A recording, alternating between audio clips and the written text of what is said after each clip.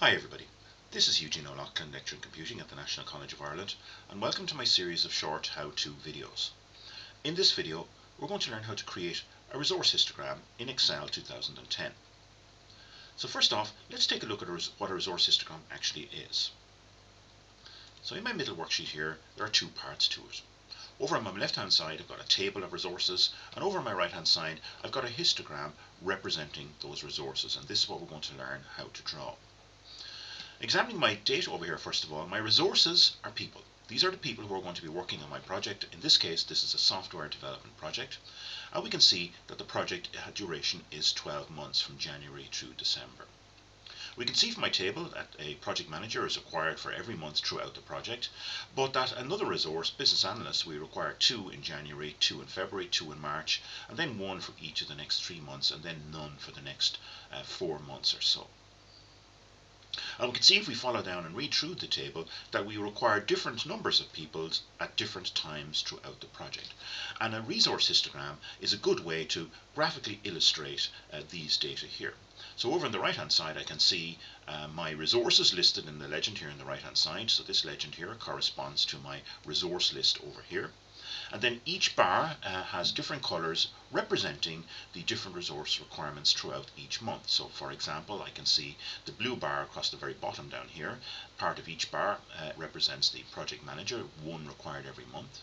We can see the next one, the business analyst, 2 are required in January, 2 in February, 2 in March, 1 for the next 3 months, and then none for the next 4 months.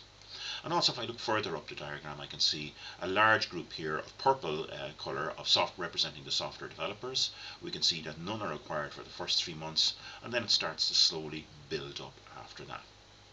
So let's see how we can very quickly draw a histogram like this representing our resources. So this worksheet here, I've got the same data as I had on the previous worksheet. And creating a resource histogram is quite a simple thing to do. The easiest way to do it is just to select everything. So from cell A1 down to cell M8 in this case, I'm selecting everything, labels, headings, and all the data here.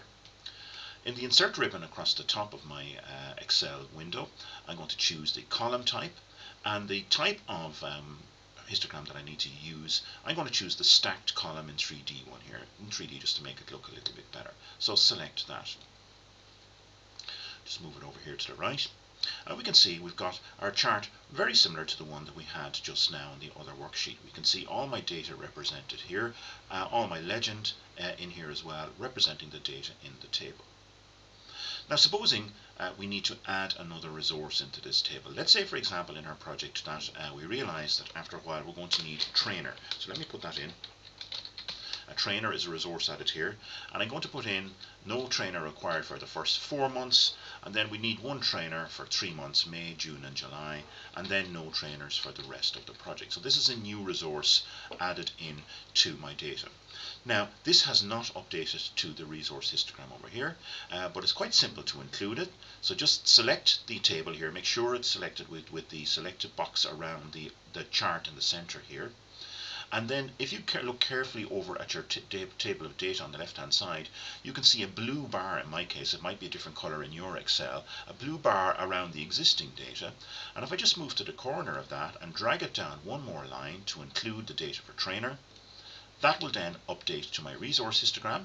You can see first of all the trainer has been automatically added to the legend, and it's represented by a pink color, and you can see that that's shown up here in May and in June and in July, and it's not showing up in any of the other months.